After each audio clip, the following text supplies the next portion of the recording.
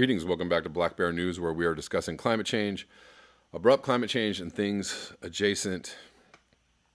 And as always, there are way too many things to cover and talk about, and very little time. If you're upset that I'm talking too fast or reading too fast, I don't know what to tell you.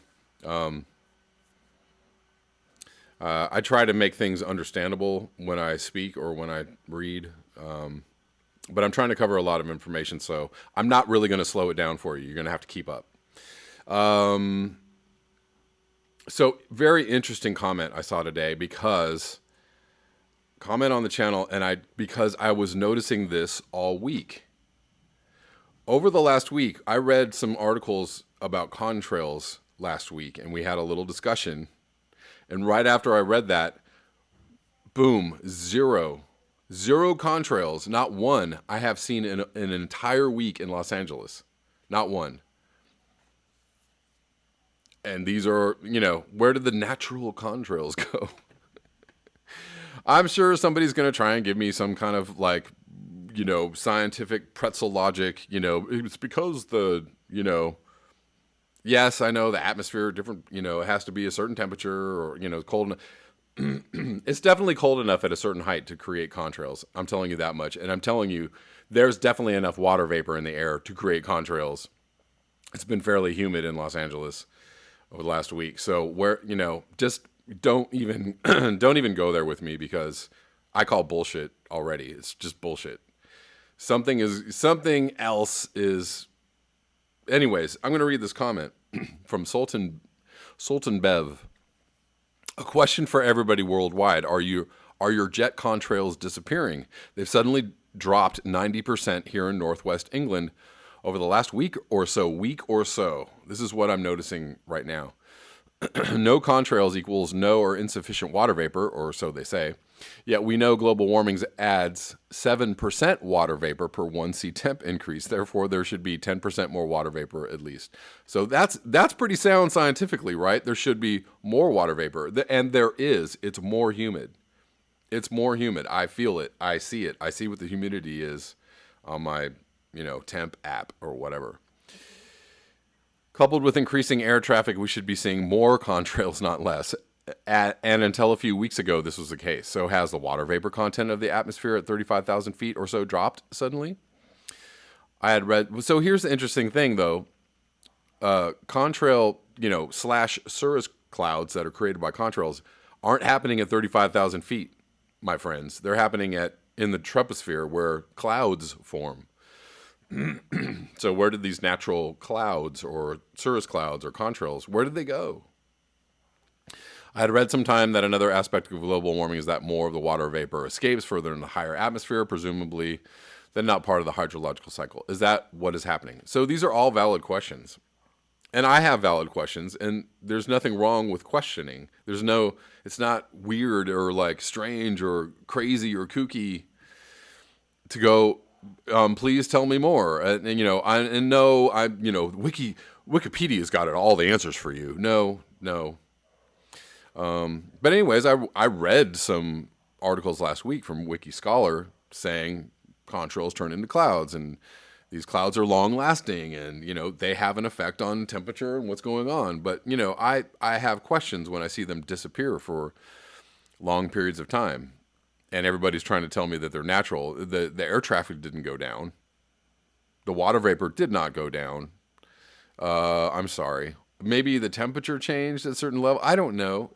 Who knows? But not one, because we're talking about different airplanes fly at different altitudes. They don't just fly at 35,000 feet. They take off and they land.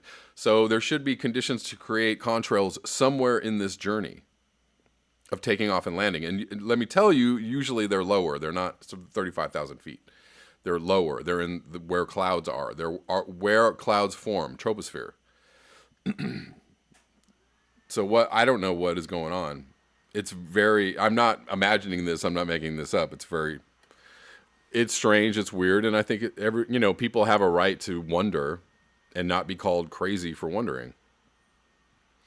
Here's a comment from Carl Rosengrant. A theory is a construct which may be true. All scientific laws were originally theories. Conspiracy is when two or more people conspire to do something in a coordinated way. If you assume a theory is false simply because you hear the term conspiracy theory, then you have fallen victim to government propaganda. It really is that simple. Truth requires evidence, and denying or looking away from evidence because you have heard it's a conspiracy theory is no better than denying that climate change exists. Or let's go one further, abrupt climate change, right? Because that's the theory that everybody wants to deny. It's a disservice to all to practice this kind of denialism, and that is pretty much sums up, is pretty bang on. We know that there's strangeness afoot, not just in the climate world, but in the in the world that would have you want to believe that everything's fine. Look away. Don't question. Don't think about it. We're going to tell you what the truth is. Anyways, just wanted to put that out there, and wanted to know if anybody in LA had noticed the same thing that I've been noticing, which is super strange. It has nothing to do with, I'm not going to imagine that it has anything to do with me, but it's just strangely coincidental. It's super coincidental.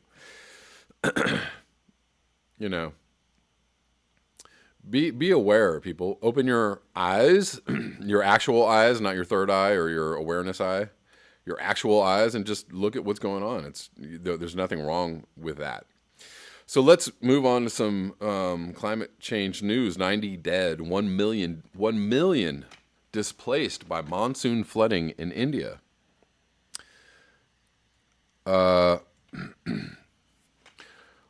Where are all the people going to go in India that are displaced by droughts or flooding? Oh, India and Nepal, excuse me. This is from July 15th. Monsoon flooding in India, Nepal, and the surrounding region has killed at least 90 and displaced more than 1 million. At least 65 people have died in Nepal, police said Monday, as BBC News reported. 30 are missing and 38 have been injured. In India, meanwhile, at least 25 have died and around 1 million were forced to flee their homes.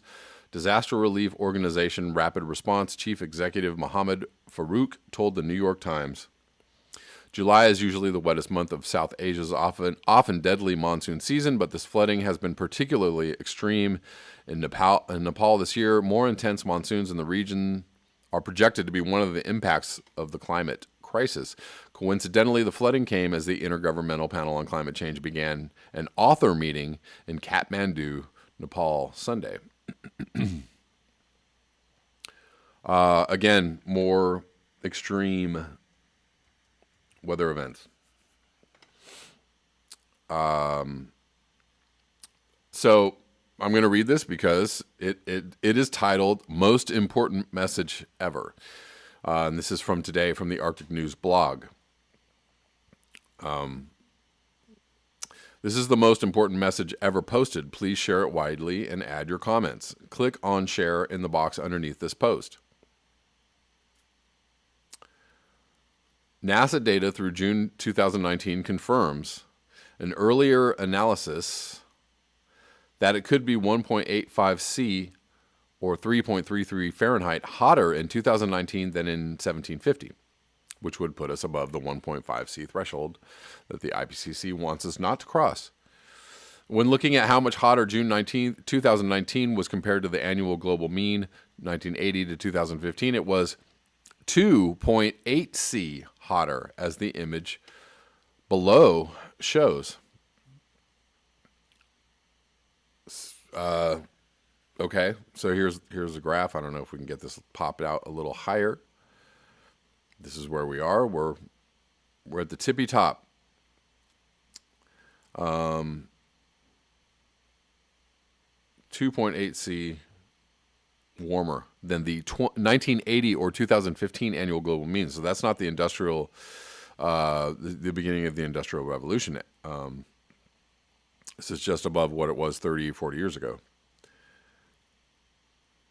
Remember the 2015 Paris Agreement, when politicians pledged to act on the threat of climate change, including by holding the increase in global average temperature to well below 2C above pre-industrial levels.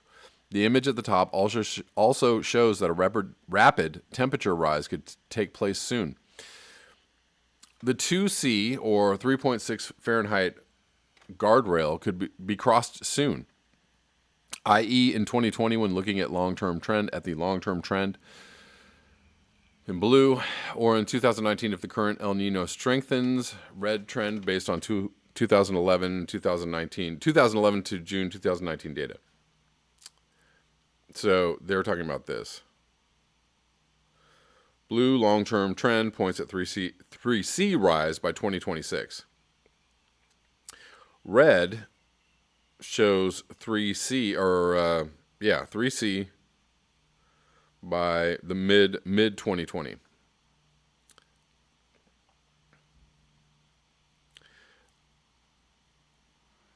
Furthermore, while the long-term trend points at a 3C rise by 2026, a 3C rise could eventuate as early as in 2020 in case of a persistently strengthening El Nino. This could cause a rapid decline of the snow and ice cover around the globe, in turn making that less sunlight gets reflected back into space. Changes to the jet stream could also contribute to further strengthening of storms, which threatens to push large amounts of hot, salty water into the Arctic Ocean, triggering eruptions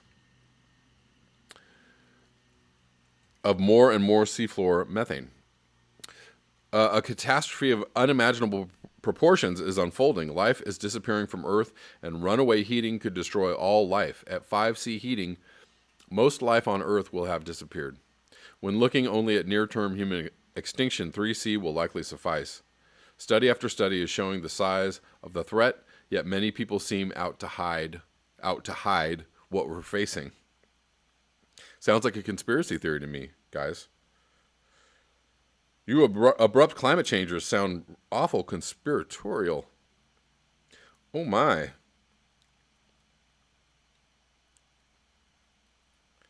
All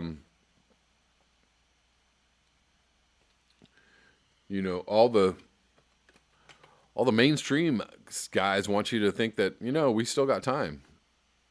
Or, we've got until 2050 or something like that.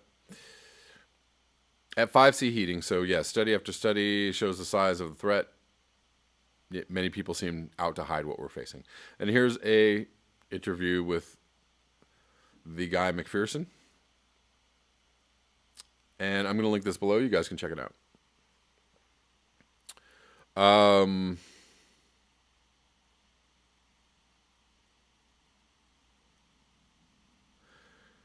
Lastly, I want to link this video from Extinction Rebellion. I'm not going to play it. It's a good video. There is an amazing song on this video. Like I love this song that it plays at the end. The artist is Cinnamon Chasers. And I believe this is the one that I'm talking about. And the song is called Lights. But it sums up it's really very sad, the song, and so it really kind of sums up, I don't know, a good kind of doomer emotion, I guess, for me. It's like a call to action, but it's incredibly sad.